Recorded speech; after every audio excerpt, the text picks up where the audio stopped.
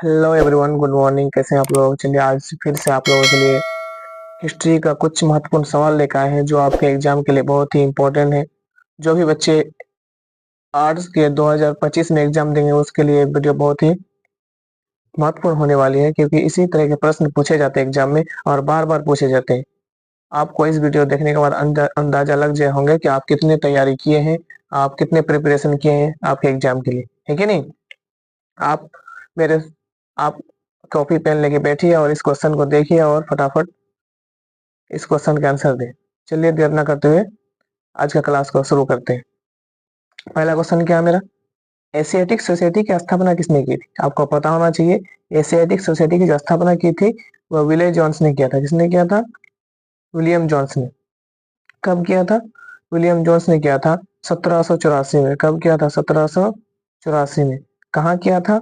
अगर पूछे कहाँ किया था तो कोलकाता में। कहाँ किया था? कोलकाता में।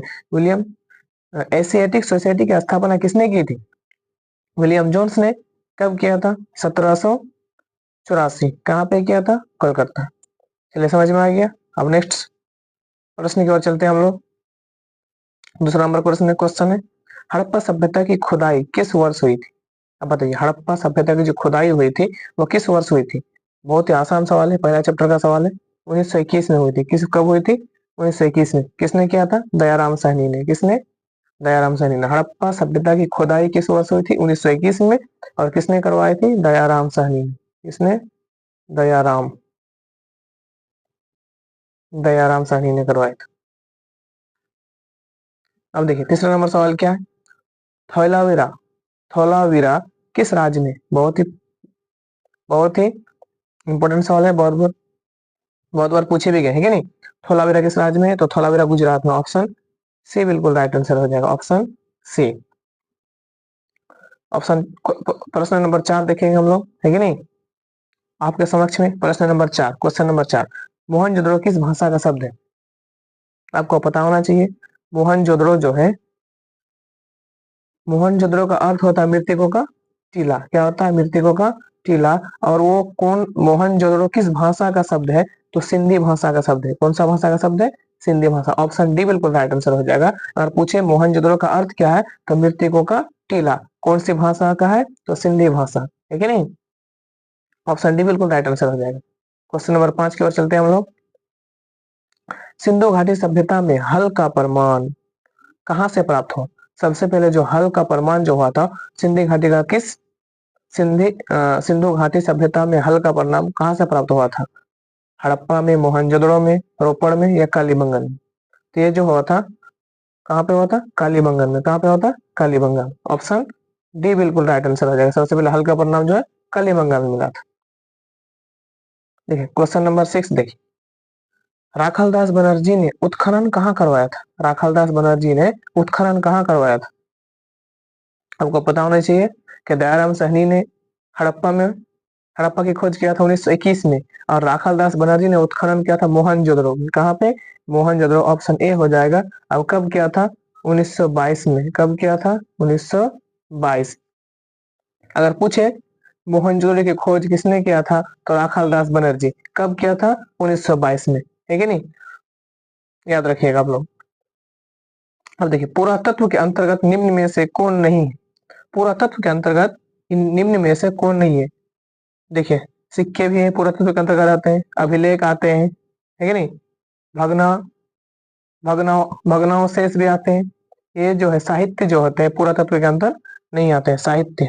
ऑप्शन ये बिल्कुल राइट आंसर है। क्या बोला? पुरातत्व के अंतर्गत निम्न में से कौन नहीं है? तो ये साहित्य जो है पुरातत्व के अंतर्गत नहीं आते हैं। ऑप्शन ए बिल्कुल राइट आंसर हो जाए। और देखो वेदों की संख्या कितनी है? बहुत ही कॉमन सवाल है, बहुत ही आसान भी है कि नहीं। आपको पता होना चाहिए वेदों की संख्या कितनी है। 2 3 4 5। कितना है वेदों की संख्या? 4 है। कितना है? 4 है। ऋग्वेद, यजुर्वेद, सामवेद, है कि नहीं। वेदों की संख्या, वेदों की संख्या 4 है। ऑप्शन सी बिल्कुल राइट आंसर हो जाएगा। अब देखिए, कलहन द्वारा किस ऐतिहासिक ग्रंथ की रचना की गई थी? कलहन द्वारा किस ऐतिहासिक ग्रंथ की रचना की थी? हमको पता होना चाहिए। ऑप्शन ए बिल्कुल राइट आंसर हो जाएगा। राजंत रंगीनी। ऑप्शन ए राजन रंगीनी। अब देखिए, खारवेल का अभिलेख कहाँ से प्राप्त हुआ था? खारवेल जो हुआ था उसका अभिलेख जो है कहाँ से प्राप्त हुआ था? खारवेल। Question number 10। 10 का क्या हो जाएगा? सी हो जाएगा, हाथी गुम्फा। हाथी गुम्फा। खारवेल का क्या हो जाएगा? हाथी गुम्फा। ऑप्शन सी बिल्कुल राइट आंसर हो जाएगा। देखिए, मगध साम्राज्य की स्थापना किसने की? आप लोग फटाफट कमेंट में कमेंट करते चलिएगा, आपको पता चलेगा आपकी तैयारी कितनी हुई है कि नहीं। चलिए देखिए, क्वेश्चन नंबर 11। मगध साम्राज्य की स्थापना किसने की थी? मगध मगध साम्राज्य की स्थापना किसने की थी? 11 का ऑप्शन क्या हो जाएगा? समुद्रगुप्त है कि नहीं? अजात शत्रु है, बिंबिसार है, क्या हो जाएगा? मगध साम्राज्य की स्थापना बिंबिसार। ऑप्शन डी बिल्कुल राइट आंसर हो जाएगा। मगध साम्राज्य की स्थापना किसने की थी? बिंबिसार। Question number 12। प्रियदर्शी अशोक किस वंश का शासक था? आपको पता होना चाहिए, प्रियदर्शी जो है अशोक जो है वो किस वंश का शासक था? तो मौर्य वंश का। कौन सा वंश का? मौर्य वंश। ऑप्शन बी बिल्कुल राइट आंसर हो जाएगा, क्योंकि प्रियदर्शी अशोक जो है मौर्य वंश को ही माना जाता था, है कि नहीं? ऑप्शन बी बिल्कुल राइट आंसर हो जाएगा। देखिए, सुंग वंश की स्थापना किसने की थी? सुंग वंश की स्थापना, सुंग वंश की जो स्थापना है वो किसने की थी? तो पीयूष मित्र ने की थी। किसने की थी? ऑप्शन ए बिल्कुल राइट आंसर हो जाएगा, पीयूष मित्र। सुंगिन सुंग वंश की स्थापना पीयूष मित्र ने की थी। ऑप्शन ए बिल्कुल राइट आंसर हो जाएगा।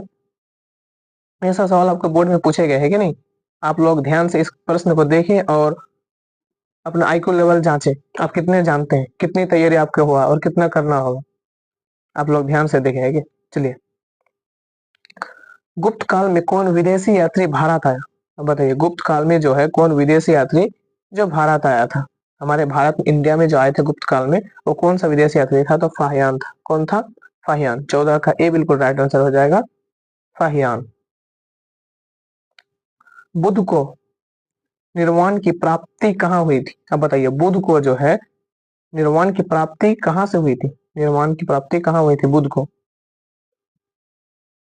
तो कुशीनगर में हुआ था। कहाँ पे हुआ था? ऑप्शन डी बिल्कुल राइट आंसर हो जाएगा, कुशीनगर में हुआ था। जैन धर्म के 24वें तीर्थकार कौन थे? जैन धर्म के जो है 24वें तीर्थकार जो है वो कौन थे? 16 नंबर प्रश्न का देखेंगे हम लोग। जैन धर्म के 24वें तीर्थकार कौन थे? तो महावीर। कौन हो जाएंगे?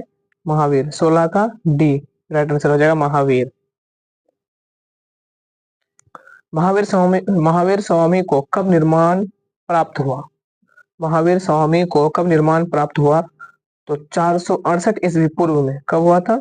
468 ईस्वी पूर्व में हुआ था। क्वेश्चन 17 का बिल्कुल ए राइट आंसर हो जाएगा।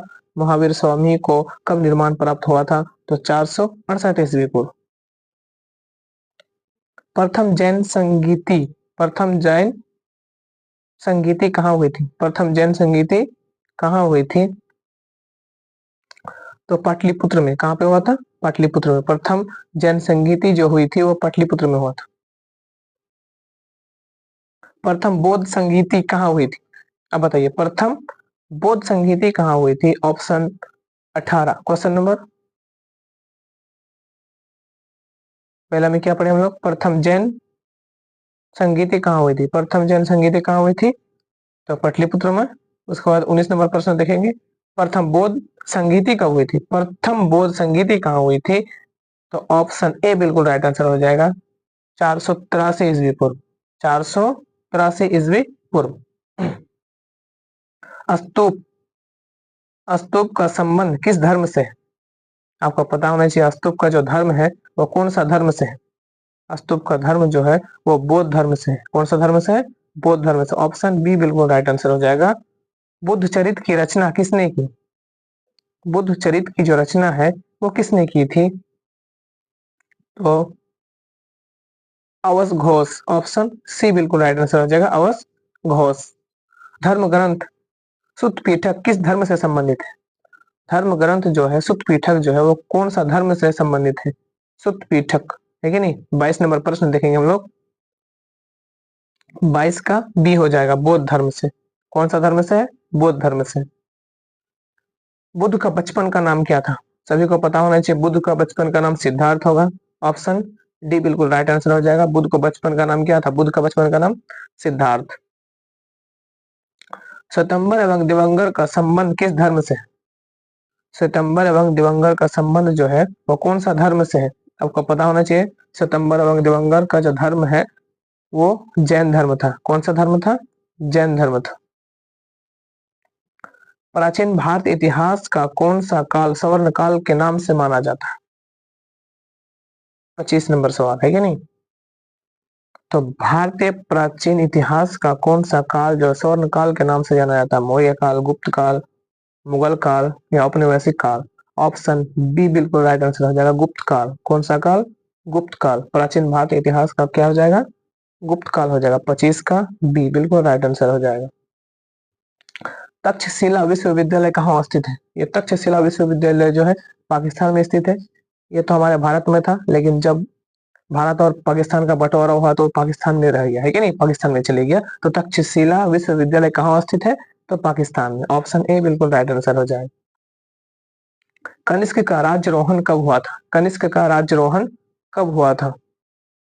कनिष्क का राज्यारोहण ऑप्शन 27 का ए हो जाएगा, सॉरी 27 का बी। कनिष्क का राज्यारोहण कब हुआ था? 78 ईस्वी में। कब हुआ था? 78 ईस्वी में। भारतीय पुरातत्व का पिता किसे कहा जाता है? भारतीय पुरातत्व का जो पिता है वो किसे कहा जाता है? जॉन मर्शल को, अलेक्जेंडर कनिंघम को, दयाराम साहनी को, लॉर्ड डलहौजी को? आपको पता होना चाहिए ये भारतीय पुरातत्व का पिता अलेक्जेंडर कनिंघम। ऑप्शन बी बिल्कुल राइट आंसर हो जाएगा, है कि नहीं? देखिए, जीवक वेद किस वंश के काल में था? जीवक वेद जो है वो किस वंश के काल में था? जीवक वेद ऑप्शन सी हो जाएगा बिल्कुल राइट आंसर। वो हर्यक के काल में था। किसके काल में था? हर्यक के काल में। ऑप्शन सी बिल्कुल राइट आंसर हो जाएगा। आई होप आपको ये वीडियो अच्छा आए होंगे और इस प्रश्न को देख के आप बहुत, इस प्रश्न के साथ आप लोग बहुत एंजॉय भी किए होंगे, है कि नहीं? इसी तरह के आप लोग डरिए मत, इसी तरह का प्रश्न आपके एग्जाम में पूछे जाते हैं और आप लोग ध्यान से पढ़िए, मन लगा के पढ़िए और हमारे इस चैनल से जुड़े, अपने फ्रेंड को शेयर करें, इस चैनल के बारे में बताएं और अपने एग्जाम की प्रिपरेशन में अच्छा मार्क्स लाए, है कि नहीं? अभी तक अगर हमारे चैनल को सब्सक्राइब नहीं किया तो हमारे चैनल को सब्सक्राइब कर दे। फिर मिलते हैं फिर से आप लोगों के बीच एक नया वीडियो लेकर। आप लोग इसी तरह 30, 29, 28, 30 क्वेश्चन देखने के लिए हमारे चैनल को सब्सक्राइब करें और आप लोगों के बीच हम वही प्रश्न लेकर आएंगे जो आपको एग्जाम के लिए इम्पोर्टेंट हो, है कि नहीं? That's all, thank you. आज के लिए तक, फिर मिलेंगे नेक्स्ट वीडियो।